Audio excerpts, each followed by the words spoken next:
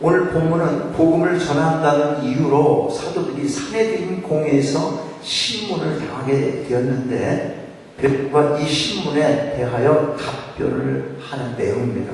한마디로 건축자들이 쓸모없다고 생각하고 버린 돌이 가장 소중한 머릿돌이었다. 그렇게 베드로가 변호를 하는 거예요. 여기서 돌, 누굽니까? 돌? 예수 그리스도를 가리키는 거예요. 하나님께서는 바로 십자가에 못 박히신 이 예수를 주와 그리스도가 되게 하신 것입니다. 주와 그리스도가 되게 하셨다. 이걸 꼭 기억하셔야 돼요. 주와 그리스도. 그렇다면 우리에게 있어서 예수님은 과연 어떤 분이십니까? 교회를 오래 다녀도 예수가 누군데? 그렇게 묻는데 대답 못하면 이건 가짜일 수 있습니다. 첫째로 우리의 부활의 근거가 되시는 분이십니다. 시작. 우리의 부활의 근거가 되시는 분이십니다. 부활절 다가오잖아요. 그 부활의 근거가 되시는 분. 사도행전 4장 2절과 3절은요. 사도들이 신문을 당한 구체적인 이유를 기록합니다. 예수 안에 죽은 자의 부활이 있다고 백성을 가르치고 전함을 실어하여 그들을 삼음에 날이 이미 저물었으므로 이튿날까지 가두었으나 여기 보니까 제자들을 왜 가두었는지를 알게 해줘요. 예수 안에 부활이 있다고 전하기 때문에 그게 싫어서 가두었다. 그렇게 말하는 겁니다. 여기서 예수 안에라는 말은 예수 때문에 이렇게 말할 수 있죠. 예수로 인하여 부활이 있다. 그 말을 전한 거예요. 뭐냐면 죽은 자 가운데서 첫 열매로서 부활하신 예수님을 믿는 자들도 예수님처럼 부활하게 된다는 것을 말씀해주고 있는 것입니다. 그리스도 안에서 우리가 부활을 믿는 거예요. 예수님 때문에 우리가 부활할 수 있습니다. 우리가 이 소망으로 이 땅을 살아가잖아요. 예수 그리스도가 부활의 첫 열매라는 사실 잘 보세요. 왜 우리가 부활할 수 있는 근거가 있고 그것에 소망을 가질 수 있는 기초가 되는지. 전서 15장 20절 이렇게 친 거예요. 그러나 이제 그리스도께서 죽은 자 가운데서 다시 살아나사 잠자는 자들의 첫 열매 되셨도다. 잠자는 자들의 첫 열매가 되셨도다. 그 다음에 계속되는 열매가 있을까요? 없을까요? 머리가 힘들어요? 너무? 에너지가 소비돼? 첫 열매라고 얘기했으니까 그 다음 둘째 열매 있어 없어요? 그래서 열매가 있다는 것을 전제로 해야 첫째 열매를 얘기하잖아. 그죠? 내가 이거 너한테 먼저 주는 거야. 그러면 어떻게 되는 거예요? 근데 또 줄 것 같아. 뭐라 그랬냐면 이거 너한테 먼저 주는 거라고 그랬대. 이걸 먼저. 그러니까 기다려봐. 이렇게 생각하잖아요. 아무리 둔해도 그걸 알지. 공부를 아무리 못해도.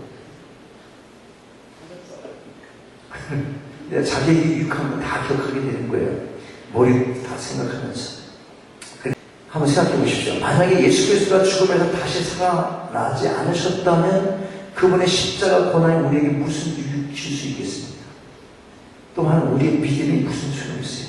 십자가로 그냥 갔어. 골고다 언덕까지 갔는데 그리고 죽고 말았어. 여러분 왜 여기 나와? 그거 믿으려고 그게 뭔데? 그죠? 이게 한국 사람들에게 갖고 있는 신앙의 맹점이에요. 맹점. 십자가로 갈 줄 알아요. 눈보라치고 비바람 불어도 십자가 앞에 간다. 단에 나와서 기도하고 가는 거예요. 십자가 그 길. 내 주를 가까이 하게 하면, 그죠? 십자가 침 같은 그런 고난을 내가 지면서, 그죠? 그 고생 내가 하면서 십자가로 간다. 그거 참 신앙은 좋은 것 같아. 그런데 생각해봐요. 십자가 돌아가시고 그 다음 예수께서 부활 생명, 이 생명으로 다시 살아나지 않았다면 우리가 그냥 십자가에서 죽고만 예수 그리스도를 믿어야 될 이유가 어디 있는 거죠? 왜 믿는 거냐고, 그러면. 그러니까 여러분 뭐가 중요해요 지금? 부활 생명이 중요해요. 여러분에게 살면서 부활 생명, 새 생명을 입고 거듭난 자로 이 땅을 살아가는 그러한 삶 속에서 예수를 믿는 기쁨이 있게 되는 거예요. 예수 믿는다고 하면서 맨날 상처받고 맨날 힘들어하고 찌들고 세상 일에 바쁘고 세상 거에 그냥 올인하는, 그러면 그게 부활 그 생명이 이 가슴에 없다는 거예요. 그걸 중요한 것밖에 더 되겠습니까? 고린도 전서 15장 14절 말씀 기억하시나요? 뭐라고 그러세요? 그리스도께서 만일 다시 살아나지 못하셨다면 우리가 전파하는 것이 헛것이다. 전파하는 것이 헛것. 이런 전파 듣고 여러분 교회 나오기 시작했잖아요. 근데 전파하는 것 자체가 헛것이니까 여러분 나오는 게 뭐예요? 헛것이다. 그리고 또 너의 믿음도 헛것이다. 그렇게 말하는 거예요. 아무 소용없다는 거예요. 우리나라 민족성 때문에 우리는 슬픔으로 가는 길을 좋아하긴 하지만 뭔가 고난 힘든 그런 과정을 겪어야지 뭔가 믿음의 어떤 자기 만족이 오는 것 같은 자기 의의가 드러나기 때문에 그런 게 사실 그것도. 근데 사실은 그런 것이 아니고 하나님께서 우리에게 주신 부활 생명의 능력으로 이 땅을 살아가도록 성경은 끊임없이 우리에게 가르쳐주고 있는 것입니다. 자, 그렇습니다. 몸의 부활은 기독교 신앙의 핵심 교리 중에 하나. 분명히 핵심 교리 중에 하나인 것이 분명합니다. 주님의 부활은요, 우리의 부활의 근거가 되는 것으로 예수께서 부활하시기 때문에 우리 또한 부활의 능력을 힘입게 되는 것입니다. 우리가 부활을 믿지 않는다면 예수께서 말씀하신 하늘나라의 존재를 믿지 않게 되는 거예요. 하늘나라의 존재를 믿지 않게 되면 어떻게 돼요? 그 다음은 뭡니까? 자연적으로 나타나는 현상, 당연히 이 세상 것에 더 귀한 가치를 부여하게 되고 마는 것입니다. 오늘 본문에 나오는 사도계인들이 그랬어요. 부활을 믿지 않으니까 당연히 이 땅의 것만 생각을 합니다. 정치적으로 볼 때 그들에게 있어서 예수님의 존재는 건축자들이 버려야 할 돌에 불과했던 것입니다. 쓸모없는 거예요. 뭘 의미하냐? 자, 생각해 보십시오. 다시 말씀드리지만 우리가 부활을 믿지 않는다면 우리의 관심도 자동적으로 세상 것에 빠지게 된다는 것, 빼앗기게 된다는 것, 그걸 얘기하는 거예요. 자, 그러면 그 결과가 뭐예요? 그렇게 된 결과 우리에게 있어서 예수님의 버려진 돌과 같은 존재가 되고 만나는 것입니다. 교회 나오고 예수를 믿는다고 하지만 알맹이가 없는 거죠. 알맹이 없다면 무슨 기쁨이 있어요? 그저 형식적인 종교 생활을 하게 되는 것입니다. 내년 세계는 전혀 바뀌는 거 없어요. 그냥 하나의 집단인 거지. 그런 집단은 주일날 어디 가는 것도 집단이야?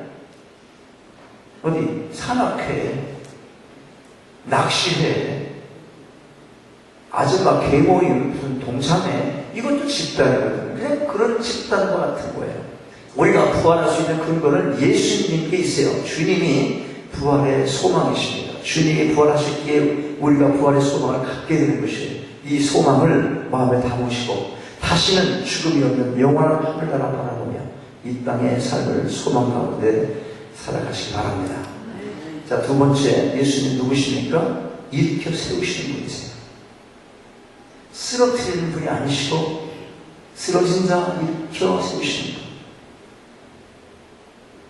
10절 말씀 봐요. 사도들을 가운데 세우고 묻되 너희가 무슨 권세와 누구의 이름으로 이 일을 행하였느냐. 요것만 읽으면 이게 무슨 내용인지도 모르죠. 이 말씀은요, 당시 종교 지도자들이 사도 베드로에게 신문을 하고 있는 내용인데 여기 보면 누구의 이름으로 이 일을 행하였느냐 그렇게 물어요. 이 일이 뭘 말하는 거예요? 이 일이 뭘 말해요? 수요 예배에 나와야 아는 거예요. 네, 사도행전 3장에 나오는 사건이에요. 지금 4장이니까. 즉 나면서부터 못 걷게 된 사람, 안순뱅이를 일으켜 걷게 한 일을 가르쳐서 이게 무슨 일이야? 이게 무슨 이름으로 이걸 지금 안전뱅이를 일으키고 너희들이 그러는 거야? 그렇게 묻고 있는 거예요. 여기에는 이중적인 의도가 숨어 있습니다. 하나는 사도들이 행한 능력의 수단과 방법을 사탄에 의하는 것으로 몰고 갖고 막 정죄하는 거예요. 일으킨 거, 사람 일으킨 거, 안전벨 일으킨 거, 그 사탄이 하는 일이야. 이렇게 해서 정죄하는 거예요. 또 하나는 예수 이름으로 병을 고치고 일으키는 능력으로 행했다고 그렇게 말하면 이단자의 교설을 퍼뜨린 것으로 몰아세우는 거예요. 사도들을 정죄하고자 했던 거예요. 이렇게 덫을 놓고 아주 간비한 신문을 했던 것입니다. 이 종교 지도자들은 자신들이 저지르고 있는 죄가 뭔지를 모르고 엄청나게 죄를 짓고 있는 거예요. 무슨 죄냐면 이게요, 용서받지 못할 죄예요. 분명히 예수의 이름으로 일으킨 거죠. 그럼 예수의 이름으로 기적을 행하고 병든 자를 일으키는데 그 사탄이 한 거야. 그렇게 하는 것이 성령 후대방죄예요. 굉장히 조심스럽단 말이죠.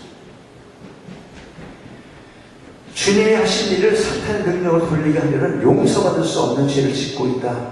그걸 우리가 여기서 알 수 있어요. 자, 근데 잘 생각해 보십시오. 이 사람들 이미 예수를 십자가에 못 박았던 자들이니까 할 수 있는 일이 뭐겠습니까? 이미 그들은 뭐야?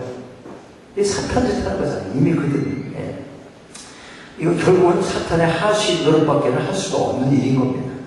자, 그러면 이 종교 지도자들이 간교한 신문에 사도 베드로가 어떻게 대답을 해요? 10절 말씀 보면 다 같이 10절 큰 소리로 읽겠습니다. 10절 시작. 너희와 모든 이스라엘 백성들은 알라. 너희가 십자가에 못 박고 하나님이 죽은 자 가운데서 살리신 나사렛 예수 그리스도의 이름으로 이 사람이 건강하게 되어 너희 앞에 섰느니라.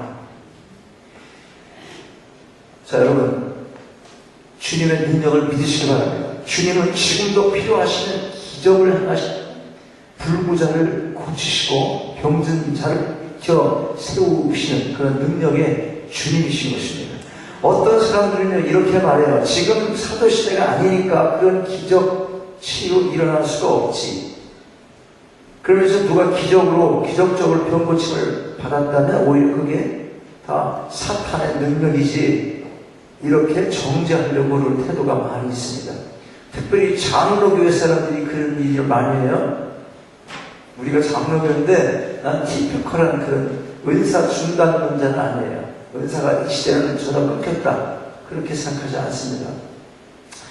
그렇게 생각할 수 있는 측면이 있어요. 어떤 거? 사도들이 새로 계시를 받아서 성경을 지키라거나 하는 시대는 아니다. 그건 아니에요. 그건. 그러나 지금도 어떤 게 있냐면 당시 그 사도들에게 주어졌던 것과 똑같은 능력 그리고 똑같은 목적으로 이 시대의 어떤 특정한 사람들에게 주어지지는 않는다 할지라도 간절한 기도의 응답으로 주어지는 기적과 병 고침은 지금도 나타날 수 있다 하는 겁니다. 그러니까 우리는 꼭 기도하라고 그러잖아. 그렇죠? 그런 일이 안 일어나면 왜 기도하라고 그래요? 성경에 그래 안 그래? 병든 자는 장로들을 데려다가 기도하자고 부르잖아. 그 얘기하잖아. 그거 안 고쳐줄 걸 왜 그렇게 성경 말씀으로 기록해 있는 말이에요? 그걸 왜 우리에게 갖고 있도록 허락을 하시고 선물을 하셨나 이 말입니다.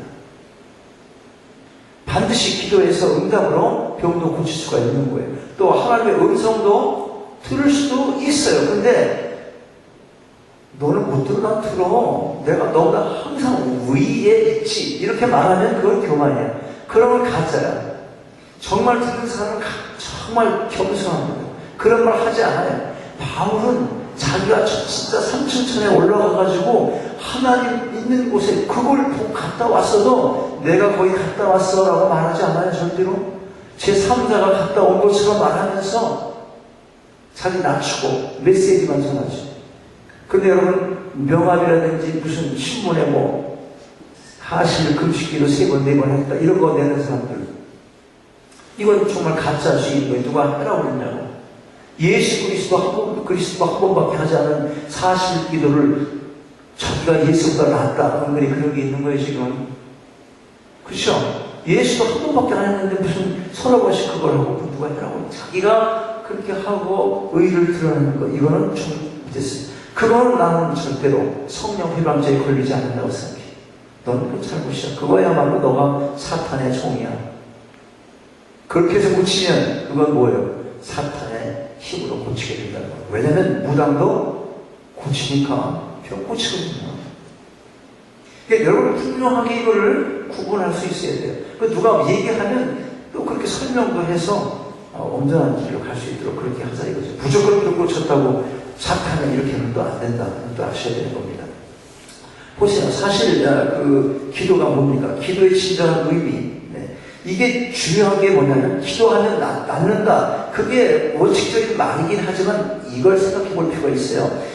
뭐냐면 무조건 우리가 기도한다고 다 기적이 일어나고 병이 고쳐지는 것이 아니라는 거. 그걸 반드시 기억할 필요가 있어요. 하나님의 뜻이 어디 있는가? 그게 중요한 거예요. 그게.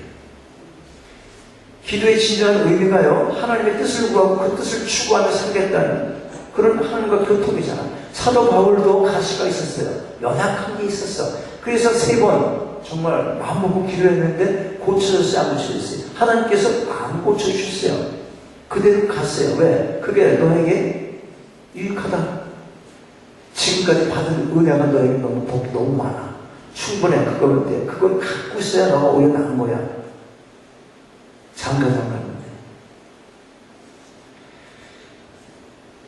하나님께서 당신의 섭리에 따라 특별히 허락하시기만 한다면 기도의 응답, 그 기적과 병 고침은 지금도 우리가 경험할 수 있다는 사실을 기억할 필요가 있습니다. 자, 어떠십니까? 이 믿음은, 이 능력 믿으십니까? 이가 굉장히 믿음이 필요한 거예요. 이 능력 믿으셔야 돼요. 그렇다면 기도하십시오. 기도하지 않으면 어떻게 하나님을 알 수 있고 또 어떻게 고침받고 일어날 수 있겠습니까? 간절히 기도하심으로 일으켜 세우시는 하나님의 능력을 체험하시기 바랍니다. 3번째, 우리를 사망에서 건지신 유일한 구원자이시다 하는 겁니다. 누가? 지금 누구 얘기해요? 예수 그리스도 말씀인 거예요. 12절 말씀 다시 한번 봅니다. 12절. 자, 마지막 절이죠. 12절. 중요한 절이죠. 시작. 다른 이로서는 구원을 받을 수 없나니 선한 사람 중에 구원을 받을 만한 다른 이름을 우리에게 주신 일이 없음이라 하였더라. 여기서 구원이라는 말은 육체적인 것 그것만 말하는 게 아니고 또 영적인 것만 말하는 게 아니에요. 전체적인 거예요. 동시에 함께 그걸 우리가 구원이라 그렇게 말하는 것입니다. 이와 같은 사실은 후에 사도 바울의 경우에서 볼 수가 있어요. 그게 선교 여행 중에 루스드라라는 곳에 갔는데 바나바를 거기 가서 전도를 할 때 사도행전 14장 8절 9절 이렇게 기록하고 있어요. 루스드라에 발을 쓰지 못하는 한 사람이 앉아 있는데 나면서부터 걷지 못하게 되어 걸어본 적이 없어요. 바울이 말하는 것을 듣고는 바울이 주목하여 구원받을 만한 믿음이 그에게 있는 것을 보고 큰 소리로 말합니다. 어떻게? 네 발로 바로 일어서라. 그랬더니 보니까 내용에 따라서 말씀드리는 겁니다. 네 발로 바로 일어서라. 그렇게 하니까 그 사람이 일어나서 걸었습니다. 일으켜 세우시는 분이에요. 여러분, 기독교에서 말한 구원은 총체적인 구원을 의미한다는 것, 이걸 기억하세요. 사도 베드로는 이 진리를 죽을 무릅쓰고 용기 있게 증언을 했던 것입니다. 그 당시 종교인들이 생각하는 구원의 길이 뭡니까? 먼저 아브라함의 형통적인 자격을 갖춰야 하고 또 율법을 지켜야 돼요. 그래야 구원을 얻게 된다. 이렇게 생각했어요. 사도 베드로는 유대인들의 그러한 구원관을 정면으로 배경을 합니다. 오직 누가? 예수 그리스도만이 구원자이심을 증거를 하고 있습니다. 자, 죄로 인해 죽었던 우리를 살리시려고 하나님께서는 당시에 독생자를 이 땅에 보내셔서 십자가 형벌을 우리 대신 치르게 하셨어요. 그리고 그분을 내 구주와 중요합니다. 내 생명의 구주이죠. 그리고 그랬다면 이제 그 후 그랬으니까 어떻게 해야 돼? 내 인생의 주인으로 받아들여야 되는 거예요. 여기까지가 필요합니다. 내가 당신을, 예수를, 하나님의 아들을 구주로 믿습니다. 그거 갖고 안 된단 말이죠. 내 인생의 구주로 받아들이는 거예요. 내 인생의 구주로 받았다면 여러분의 삶의 뜻과 여러분의 삶의 의지와 방향은 누구에게 있는 겁니까? 예수 그리스도에게 있는 거예요. 여기까지 돼야 완전히 중생한 그리스도입니다. 네, 알아요. 예수 그리스도 믿음으로 구원 받죠. 저도 그렇게 믿어요. 그 믿음 갖고는 구원 없어. 안 된단 말이죠. 교회에서 잘 살고 행복하고 뭐 이렇게 그런 얘기 하는 데가 교회가 아니고 이거예요. 바로 지금. 굉장히 중요해요. 자식을 이렇게 키워서 뭐 어떻게 하고 변호사 만들고 뭐하고 뭐 그런 거 말하는 데가 교회가 아니라니까. 이게 굉장히 중요하니까 기억할 필요 있어요. 뭐라고 했어요? 내 생명의 구주와 내 인생의 주인으로 받아들이는 것, 그게 중요하다. 우리뿐 아니죠. 요한복음 3장 16절 뭐라고 그래요? 하나님이 세상을 이처럼 사랑하사 독생자를 주셨으니 이는 그를 믿는 자마다 멸망하지 아니하고 어떻게 그 다음에 영생을 얻게 하려 하시니라. 하나님께서는 당신의 독생자 예수 그리스도를 믿는 자 구원을 얻게 해주시다고 이렇게 약속해 주는 거예요. 믿는 자마다. 그렇습니다. 우리의 그 자신의 어떤 선행이나 자신의 의로 구원받는 게 아니라는 사실을 알 필요 있습니다. 오직 예수 그리스도 믿는 믿음, 그것으로만 구원받는다는 걸 기억하실 필요가 있습니다. 근데 좀 더 우리가 나아가서 알 것이 있어요. 이게 뭐냐면 성령을 구원을 얻게 하는 이 믿음도 나로부터 시작되는 게 아니라 하나님이 주신 선물이라고 말씀하고 있다는 사실이에요. 뭘 의미합니까? 내 믿음조차도 자랑하며 내세울 것이 없다고 하는 것입니다. 왜 그러냐면 전적으로 하나님의 의리이기 때문에 그래요. 그래서 우리가 찬송하는 거죠. 뭐 무슨 찬송합니까? 나 같은 주인 살리신 그 은혜 놀라워. 이런 생명 찾았고 광명을 얻었네. 토탈리 하나님의 은혜로 우리가 구원받게 된 거예요. 번족자들이 버린 돌, 그들은 모퉁이 돌이었습니다. 무지한 인간들로 하여금 십자가에 달려 처형된 예수가 바로 모퉁이의 돌이었던 것입니다. 그러나 하나님께서 그 버려진 돌을 우리의 주가 되게 하시고 그리스도가 되게 하신 것입니다. 예수 그리스도가 우리에게 부활의 소망 되시고 불구자를 고치시고 병든 자를 일으켜 세우시는 능력의 주님이신 것입니다. 그분은 근본 하나님의 통치이셨어요. 그러나 하나님과 동등됨을 취하지 않으시고 죄로 물든 이 불쌍한 인생들을 구원하시기 위해서 하늘 보좌를 버리시고 이 땅에 오신 것입니다. 여러분, 예수 그리스도가 유일한 구원자이십니다. 주님을 찬양하며 오직 그분만이 인생의 유일한 구원자가 되심을 다시 한번 마음에 새기시고 여러분의 이웃과 더 나아가서 어두운 세상에 힘있게 이 복음을 증거하며 남은 한평생 살아가게 되시기를 주의 이름으로 축원합니다.